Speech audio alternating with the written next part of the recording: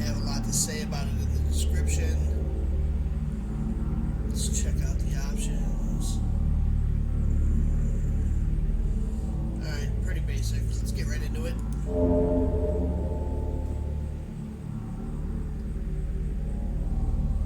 Babysitter needed urgent. Childminder required tomorrow evening for a 12-year-old daughter at Westfield Groves. Reference checks will be conducted. Let's see if we can get this job. Watch this kid. Make a couple bucks. One day later.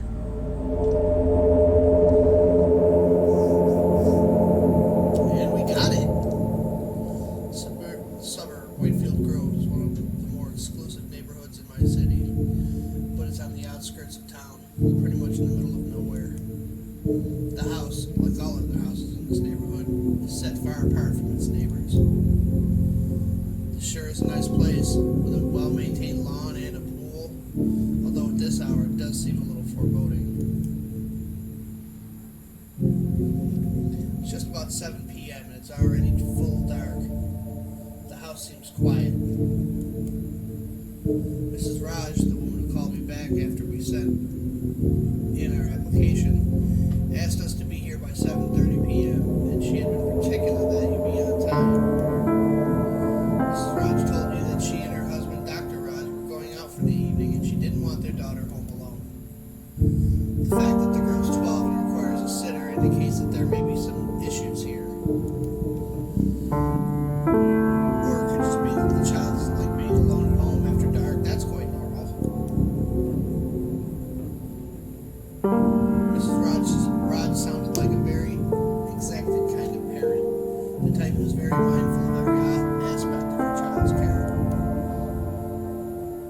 She asked you a lot of questions about your background and your qualification. She seemed pretty finicky.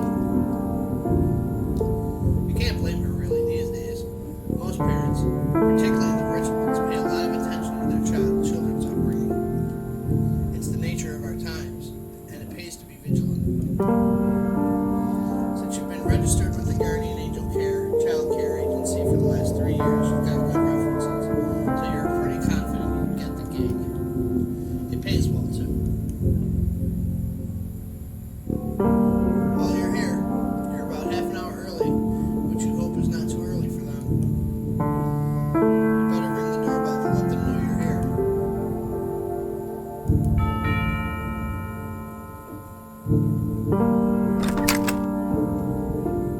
It's Dr. Raj. Oh yes, of course, you must be the babysitter. I'm Dr. Raj. My wife told me you would be here. You're early, that's great. Do come in. He steps aside and you walk into the house. The lounge area overlooks the lawn and the pool through the tinted black windows on your left. The floor underfoot is real wood and the furniture looks like it costs a fortune. Dr. Raj, I'm so glad we found you on such short notice. Sharia, that's my wife, was quite worried we wouldn't be able to get a sitter on time. You see, I got an invitation to speak at a late evening segment of a medical convention just 2 days ago, so the whole situation came about rather abruptly. Sharia is very particular about in whose care we leave Maya, our daughter. We had a bad experience with our last sitter. She's very cautious when it comes to Maya. He sets a mild apology in his tone. Yes, I did feel the interview was quite thorough. It's alright. It's important to be diligent when it comes to such matters. I would be diligent with my kid. I don't even have one. That's very true. I can see why you gained her confidence. I'll go in and tell her you're here. She's just getting ready. Then I'll then grab my coat and head out to the car, so I'll see you when we're back. It was a pleasure meeting you. Do make yourself comfortable. Sharia will be out in a second. Sounds good, buddy. Dr. Raj leaves you and you wait for Mrs. Raj, who he referred to as Sharia. He seems pleasant, if a little absent, a rather stark difference to Mrs. Raj, who sounded formal and humorless on the call. It must be pleasant here during the day. The glass doors on your left letting in natural light, but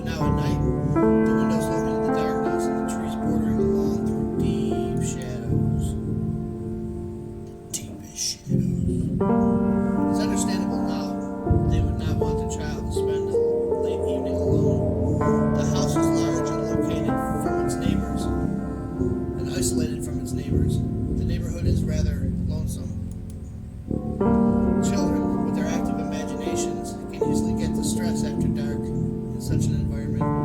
Every creak and every night sound taking on sinister undertones. Hello there. I'd spoken on the phone. Thank you for being early. I appreciate that. As an odd, my husband might have told you we're attending a medical convention, and he is one of the keynote speakers for the evening. The organizers just called us a few minutes ago and told us that the traffic around the convention center is a nightmare and that we should start out early if we wanted to get there on time. So now we have to leave half an hour earlier. The organizers seem so, well, disorganized. Her tone is clipped. She's clearly a woman who does not like it when plans go awry or situations get unpredictable. I'm really glad we're able to find a sitter on such short notice. I know Maya seems quite old to be needing a sitter, but I try to avoid leaving our daughter home alone if possible. Quite understandable. The house does seem rather foreboding and dark. Yes, children can require supervision, even at that age. No, I'm gonna go with a creepy ass house. Does it really? Yeah, you're creepy too, bitch. Well, in any case, it's not the house. It's just that she's going through a difficult time right now. How's up? Well, we recently moved here from another state about 6 months ago, and I'd got an offer to be director at the NHU hospital. We wanted to stay together as a family, so we packed up and shifted our lives. It was a rather abrupt change for Maya, leaving her old friends, her old life, the home she grew up in. She's taken it a little hard. She hasn't made any friends at her new school. She spends a lot of time alone. Bernard feels guilty about it because we work for his work. The directorship at the NHU hospital is a once-in-a-lifetime opportunity. It was only right for him to accept it. Maya's behavior doesn't make it easier on him, though. Couple that with her overactive imagination, and it can get a little stressful. Change can be hard for children at this age. What kind of behavior are we talking about? Well, it's nothing serious, really. Please don't misunderstand me. Maya's a wonderful child. In fact, she's very bright for her age, which may be part of the problem. She's thoughtful, she reads beyond her years, and she's surprisingly mature for her age. It's just that she still hasn't come to terms with the move. And unfortunately, she's expressing her distress in rather disconcerting ways. How so? Children generally act out their inner turmoil when they can't talk about it. I'm not insinuating that she can't talk to you. How so?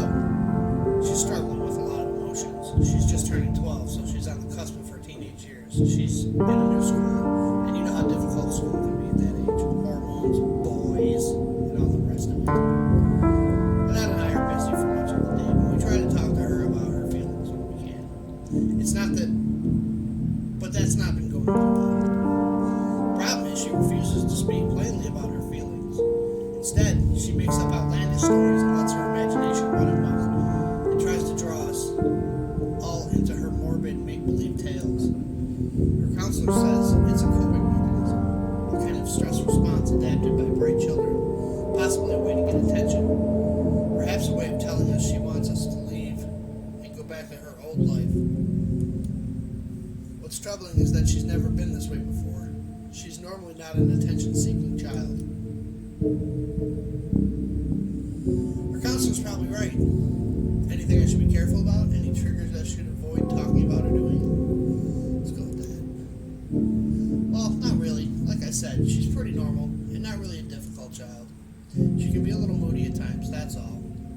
And she might, if you probe, well, try to scare you with some of her stories about this house, for example. Don't you have to leave? Like, you're sitting here yapping my ear off, and you're supposed to be on your way. Traffic's a bitch. Nice titties. What kind of stories? Just silly juvenile stuff. The kind kids tell each other when they gather around a campfire and try to scare each other, I suppose. She may have overheard something about this house, and she's latched onto it and blown it out of proportion. It troubles us how morbid and disturbing her imagination can be. About this house? Yes, I'd rather not go into all of it. It's just nonsense anyway. And besides, it's exactly what she wants, for us to get drawn into her hysteria. In any case. Our counselor has also told us not to engage or react. So if she does try anything, please be patient, be firm, but gentle. What Maya needs now is a little sanity. So about tonight. She's already eaten dinner, and her bedtime is at 9, which is just under 2 hours away. The time should pass quickly. There's snacks in the kitchen if you should need it. She pauses and appears to be searching for words. I know that I may have come across a bit severe when we spoke earlier on the phone. I have to be careful about who I choose to care for Maya. She's having a hard time as it is. It's okay. I have done the same thing for my daughter. It's pretty intense, but no offense taken. We'll go with the first one. We'll do the first one. Be nice and simple. Thank you. I'll ask Maya to come in now so you can meet her.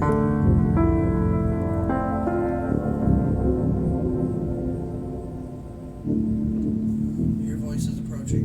Shira's and that of younger girls. They're speaking in low voices, but you sense tension and conflict in their voices. The child's tone is brisk and irate, while Shira's tone is stern. So, this is Maya. Say hi, Maya. Maya. Hi. Her voice is so low you can barely hear it. I was just telling Maya that we're only away for about 3 to 4 hours, and she must go to bed no later than 9. She'll cooperate, of course. Isn't that right, Maya? You sense a warning in her tone. Maya? Yes. That mumbled reply again. It's great to meet you, Maya. We'll make sure you're in bed by 9, right, Maya? No, we'll be nice. I don't want to die. Right, we have to be off then. If there's anything, please call.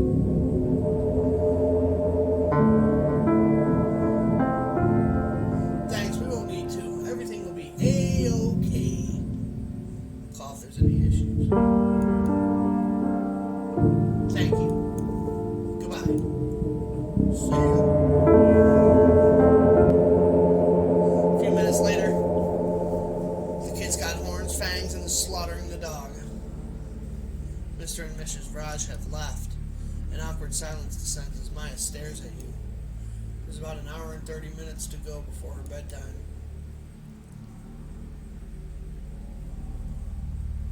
So, what would you like to do, Maya?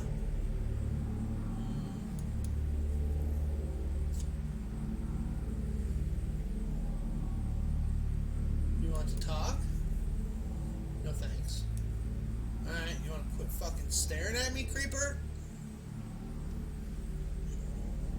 Awkward silence again. You shouldn't have come. You shouldn't have taken this job. You should leave.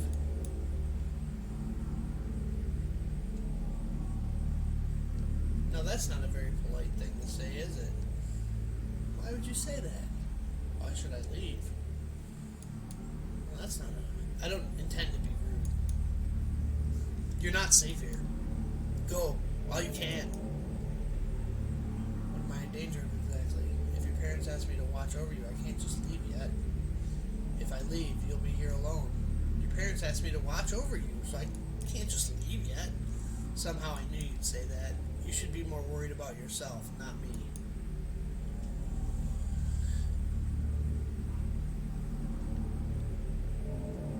Maya, how about we talk about something pleasant? What are your hobbies?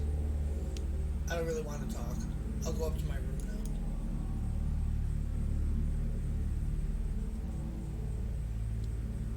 Will you be okay by yourself? Do you want to hang out here instead? I'll be alright. I'm old enough to take care of myself, you know. I told him not to get a sitter. It's not safe. I mean, you think you're not safe with me? I'm sure you can take care of yourself, but your parents just wanted to make sure you're okay. I mean, that's not what I meant. I meant it's not safe for you. Yes, you already told me that. What am I in danger from? Look, Maya, I don't scare easily. How about we talk about something else? I want to know what I'm in danger from. Will you keep making all these threats, little girl?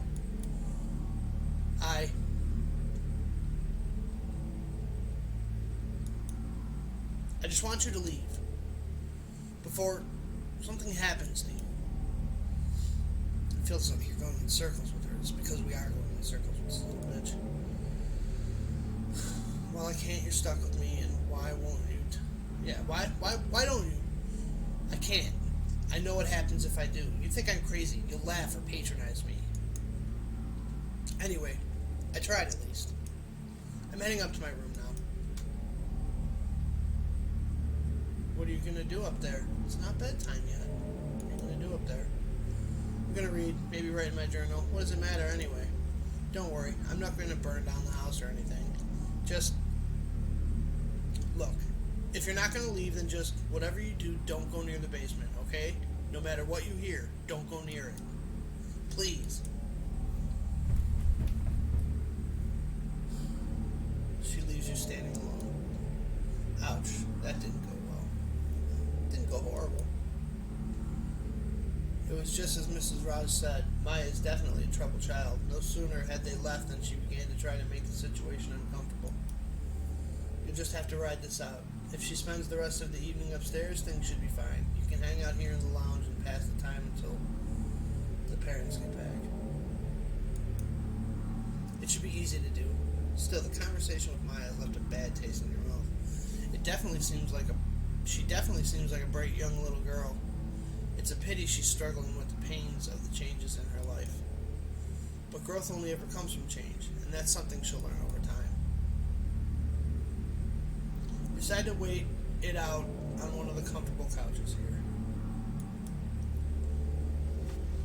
It sure is as comfortable as it looks. You practically sink into the plush leather.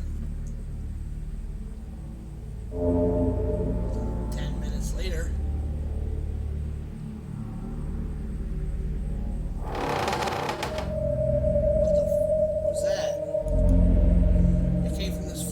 Sounded like a door opening. Did Maya come back then?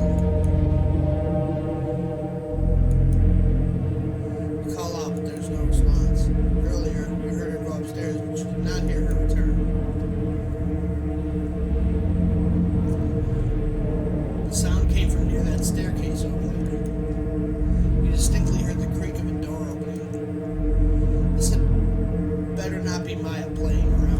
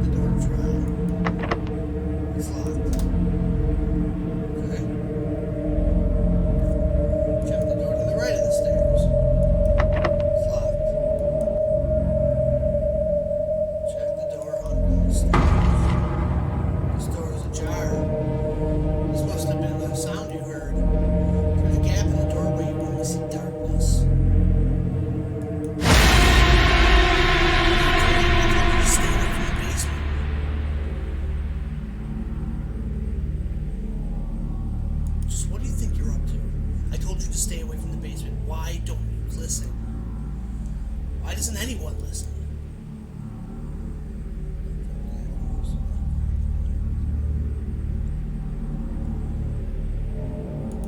Maya, what exactly is going on? What's that supposed to mean? Are you accusing me of something?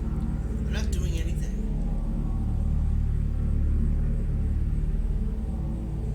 You came down here and opened that door, didn't you? What? I just came downstairs now. I heard you calling me and I came down to see why. And I saw you near the basement door, even though I told you not to go near it, no matter what you hear. So who opened the door? It wasn't me, okay? If that's what you're saying. You know what? You're all the same. All of you think I'm lying, even my counselor. bet Ma told you I'm making up stories. She tells that to everyone, even total strangers. But I'm not making up stories. I bet she didn't tell you what the real estate lady told us about this house. Maya, what's really going on? If I tell you, you'll just call me a liar and you'll accuse me of stuff I didn't do. So I'm not going to tell you anything. Do whatever you like. But for your own sake, stay away from the basement no matter what you hear. What did the real estate agent tell you about this house? Great, she's gone back upstairs. This is so not going well. You're just going to have to ride this out somehow until her parents get home. This is definitely getting uncomfortable. No wonder Mrs. Rogers is concerned about the girl. Children express stress in varied ways. You've seen this in children who are going through traumatic changes in their lives. Poor girl. You better close this door. Not that you're overly alarmed about what Maya said, but the sight of the open door is a bit creepy. Yeah, there, that's better. Alright. Back to the comfortable sofa, staring out into the darkness of the lawn. You'll sit tight till her parents get home. A few minutes later,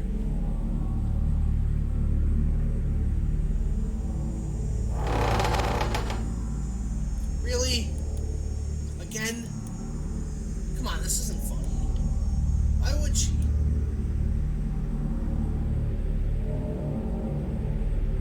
Call out to Maya to stop it. You call out, but there's no response. What the hell is that? Someone crying? It's coming from over there near the stairs. Maya, are you okay? There's no response. It's coming from the door behind the stairs. Maya, if you don't quit this now, I'm calling your mama. Still no response. This is really aggravating. The sound of the weeping is troublesome. The door's open again. The crying is coming from the pitch darkness beyond it. There's no way you're gonna open that door.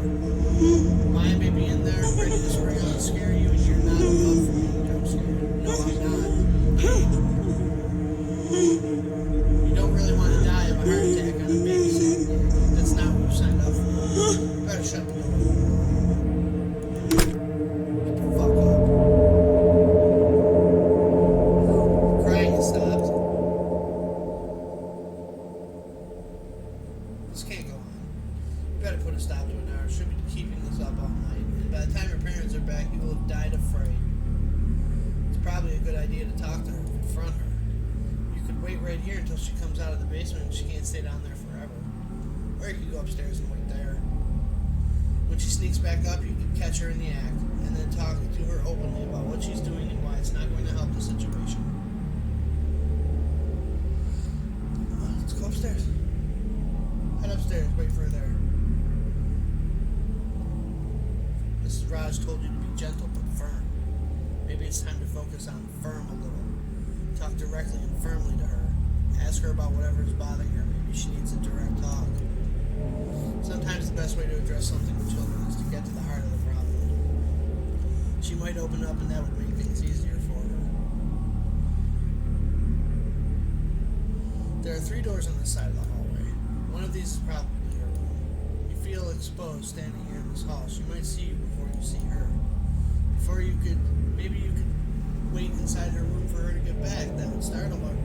And you could be a kind of gentle prank right back at her. Sometimes the best way to get a child to listen is to give them a taste of their own medicine. That's right.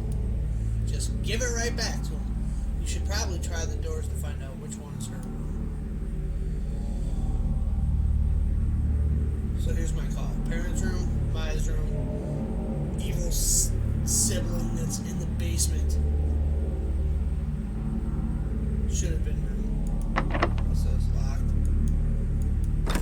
Hey! This must be it. It's a pretty nice room. She's not here. Of course she isn't. She's downstairs, crouched in the basement, perhaps getting ready to make those awful sounds again. Still, you feel a little guilty is, after all, her bedroom and therefore private. If she doesn't show up in a couple minutes, she'll leave. Still, it would be good to start her a little, illustrate what it's like to get jump scared by someone. Foreshadowing the game. A pretty neat desk for a 12-year-old. Ha! Must be somewhere she spends her time studying and reading. What a nerd. There's an open book on the table. Probably full of nerd stuff. Something about the book draws your attention. Oh, I'm not a nerd. Why would I care? It's filled with urgent, handwritten text. Curiosity grips you. You really shouldn't be in here in this room, let alone looking at her desk. But something about the writing, about its manic scrawl. The writing is dated a couple weeks ago. You feel compelled to take a closer look. Looking at it, Thursday the 11th. I heard her again last night after both Mom and Dad had gone to bed. I was lying in bed nearly asleep when I heard the sound of her weeping downstairs. I knew what would come next. Excuse me. I knew it would come next, and sure enough, I heard the faint shuffle of her footsteps as she made her way up the basement steps and up the stairs. Then she was in the hall outside my room. I heard the squeak of my room's door handle turn. I stayed under the blankets, my eyes shut tight. Thank God I had locked the door. It has become a compulsive habit and drives Mom and Dad crazy. I'm going around locking every door in this house, maybe for my anxiety. After a time, she went away. Friday the 12th. At breakfast, I told Ma I heard the sounds again the previous night, the weeping and footsteps. Ma glared at me, and Dad didn't even bother looking up from his plate. Ma said, I want you to stop this, Mama. It's becoming tiresome and annoying. There's no one else in this house but the three of us. What about what the real estate lady told us before we moved in here? I blurted. She said, that was a tragic accident, but it happened in this house many years ago. It has nothing to do with us. You're obsessing and imagining things. Ma was almost in tears. I nearly burst out crying. It wasn't always like this. In our old life, before we moved here 6 months ago, they used to listen to me and take what I said seriously. Now they no longer believe anything I say. Oh, how I hate this house. But am I going crazy? Is she real? Am I the only one able to see her and hear her? I remember when I first encountered the lady in the basement. It was just after we moved in. I was alone downstairs and I heard the basement door creak open. I went to check. I went down there and nearly died from terror. I ran upstairs screaming and told Mom and Dad about what I saw. They were alarmed, and Dad searched the basement and then the whole house. But he found nothing. All he saw in the basement were old packing boxes stored there. The lady in the basement.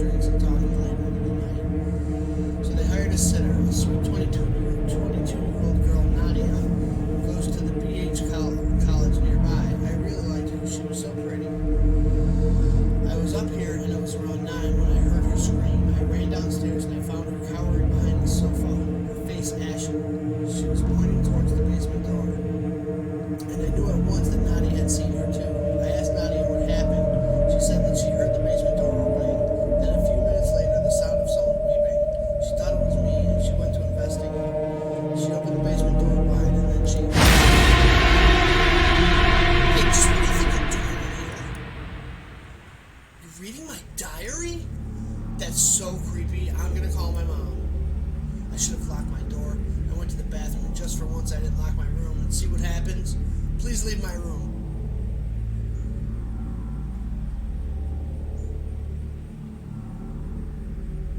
Wait. Oh God, you shouldn't be in this house. The last sitter, it didn't go well for her. You should leave this house now. What happened to the previous sitter? Tell me about this lady in the basement. What was the story of the real estate agent told you about this house?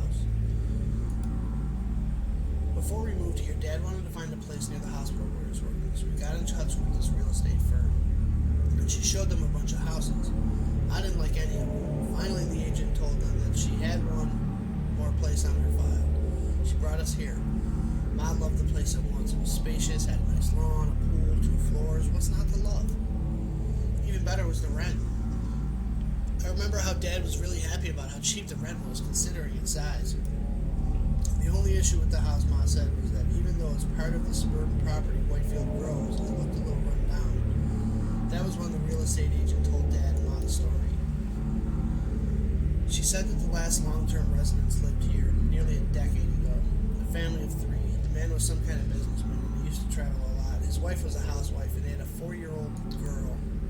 The wife had some kind of ongoing mental disorder, depression, I think. Some kind of psychosis. She would hear voices or see things. She was taking medication for it. At one point, she began to believe her husband no longer loved her and that he was plotting to kill her. It could have been the long hours alone, or maybe she was slowly descending into madness, but at some point she broke, and in a moment of madness, she killed her daughter and herself. I asked the real estate agent in which room she'd done it, and she said she didn't know. But I think I have a pretty good idea where it happened. The house stayed vacant for a long time. Bad mojo, I guess? There were a couple of residents in between, but most stayed for a short time, then moved on. I guess they either saw something or felt uneasy. This house had been empty for almost 3 years before we moved in. Tell me about this lady in the basement. I heard the sounds about a week after we moved here. First, the basement door kept opening by itself, always when I was alone in the lounge. I was too scared to go near it, so I kept ignoring it. I thought it was just maybe a draft. Once it opened when Ma was with me, and she just shrugged and said that the door was stiff, and so it sprang open. She said we would get it fixed. But then one day, I heard the weeping, and I could not help myself. I went to the door, and I went down there, and I saw her. I've been living in terror ever since. I hear her some nights. Sometimes she weeps, other times she wanders the house. Nobody believes me. My dad think I'm making it up to get them to leave here and go back to our old life. I don't know what the lady in the basement wants. I don't even know what she is, but when I saw her, I sensed such rage, such despair. I know she wanted to harm me, even kill me if she could. But I knew at once who she was. She was the lady from the story that a real estate woman told me. You got us this house, told us. What happened to the previous sitter? I guess you mean Nadia? She saw the lady in the basement.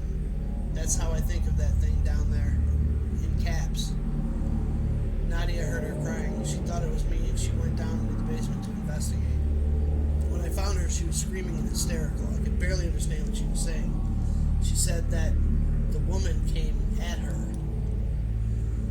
She called my mom and told her that she was leaving the house, that she didn't want to stay a moment longer. Ma was furious and asked her why, but Nadia would not say why. I mean, it sounds crazy when you talk about it out loud, so I don't blame her. Also, I think Nadia didn't even want to think about what she saw, let alone talk about it. She was so shaken. Nadia was up here with me when Ma was talking to her on the phone. She just listened to Ma wordlessly, and then she left without a word. When Ma came home, she was furious with me. Let me guess, she thought you scared her away? Yeah, she thought that I told Nadia about the lady in the basement and spooked her. That's why I didn't want to tell you anything about all this. I just wanted you to stay away from that basement. Because I knew you wouldn't believe me, and because I didn't want Ma to say that I scared you away. That's pretty crazy. Hasn't your mom and dad seen or heard anything? If all this is an elaborate fiction, some kind of prank, I'd be pretty amazed. Hasn't your mom and dad seen anything? No, they haven't. Maybe they have. Maybe they're just blocking it off or something, or explaining it away. I'm pretty sure they haven't heard that horrible crying. You wonder how any of this this is possible. Could any of this be real? Do you believe me now? Yes, I do. Wow, thank you. It's great that at least someone doesn't think I'm crazy. I've been living with this fear for a while now. I'm losing weight. The counselor at school thinks it's because of the move and the changes in my life, but I know why it is. It's hard for me to concentrate in class. I keep thinking about her, of the madness that drove her to kill her own daughter and take her own life, and I get scared. What if I go mad like that? Maybe that's what she wants.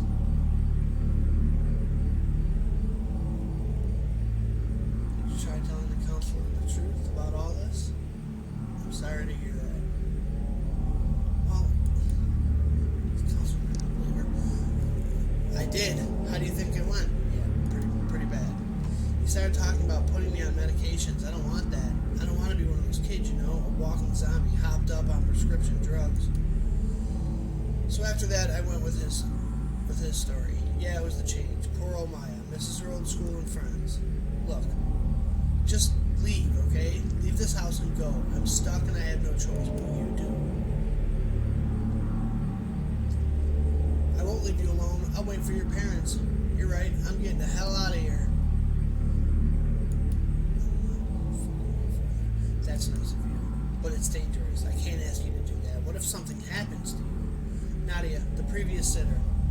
I think she saw something terrible down there. Sometimes I think that maybe the lady in the basement is looking for her child. Maybe mothers who hurt their children are never able to forgive themselves, even after they die. You should go. Ma will probably blame me again, but I'll handle it. I told you I'm not going to leave you here alone. I'll wait till your parents get back. All right, in a few minutes and stuff. Thank you. That's very sweet. And brave. I wish I was that brave. Would you mind if I go to bed now? I'd like to try to sleep. I'm really exhausted. Sure, good night. Try and get some sleep. Well, you're back downstairs again. Might as well have a seat on the couch. You're gonna sit tight. You know you're gonna do the right thing. No matter what, it wasn't right to abandon her and flee. Not when her parents asked you to watch her. The kid is alright after all.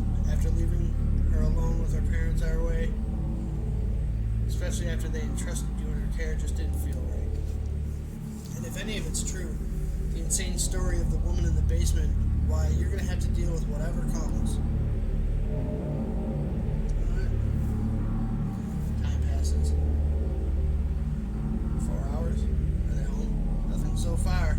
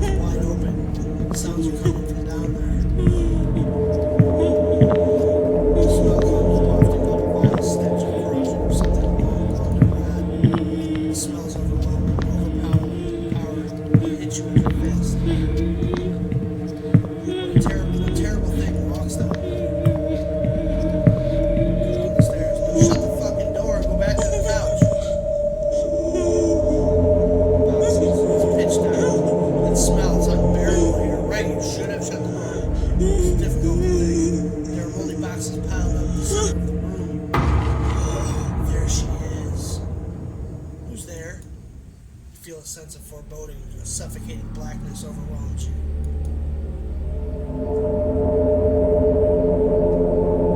Darkness descends, clouding your mind. You cannot move, you cannot even breathe.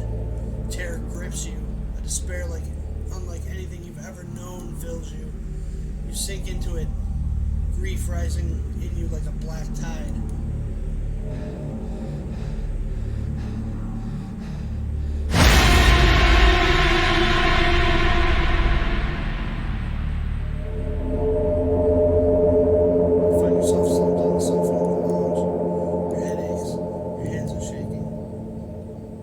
Spring up to your feet.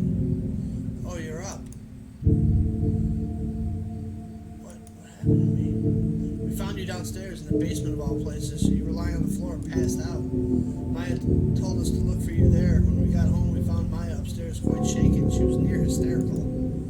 She told us that she heard you scream and that you might be hurt in the basement. It took us a lot of effort to calm her down. She kept saying it was all her fault, that she should not have accepted when you insisted you'd stay. She said that you talked to her about what she calls the lady in the basement. She said that you told her you believed her.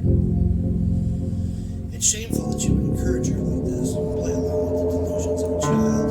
Sharia will be here in a moment. She wants to talk to you before you go. Goodbye.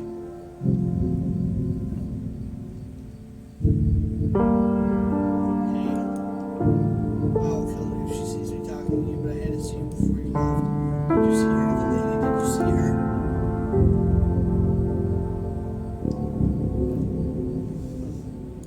Yes. I knew it. You see, I was telling the truth. Thank you for believing me. I'm so glad you're not hurt. I can't believe you stayed on despite what you knew. I know that must have taken a lot of courage. That means a lot. Maybe I can be like that and have that kind of courage too. You're courageous already. Thank you. Well, I really have to go before Ma sees me talking to you. She'll come down hard on you. That's just the way she is. Don't feel bad. Until she sees it too, she will never believe. I'm sorry all this happened. You never asked for this. Will you be okay? Well, I know I'm not crazy now. And you went down there and faced her. I'm going to try and face my fears and be brave too. Thank you for showing me that I can. Bye.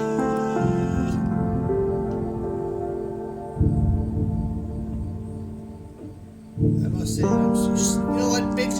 Save it. Shave it. Stuff it in your ass. Give me my money. I'm out. I don't care if you're disappointed. Fuck you, bitch. Save it.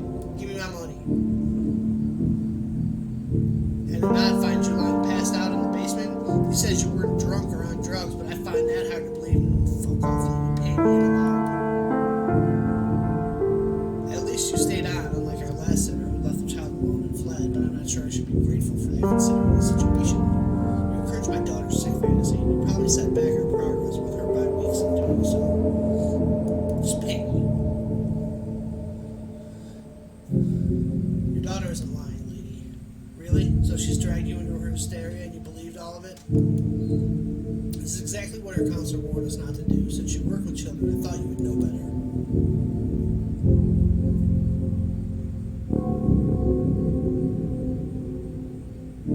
Nothing wrong with Maya. It's this house. Goodbye. We'll be passing our feedback to your agency. Yeah, too soon, bitch. Well, that didn't go as you planned. You've been shown out rather unceremoniously. Mrs. Raj was clearly furious, so was Dr. Raj. What Maya said, what you saw in there, the sense of abject despair that washed over you in the dark. As you leave, you turn to look at the house. You think of all that happened. And you wonder.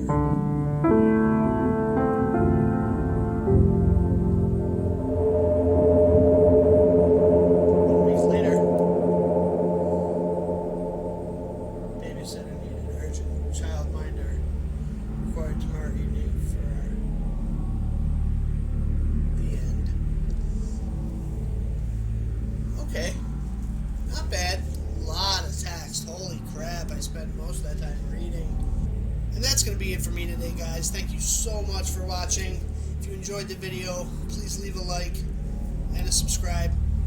And as always, I will see you guys next time. Take it easy.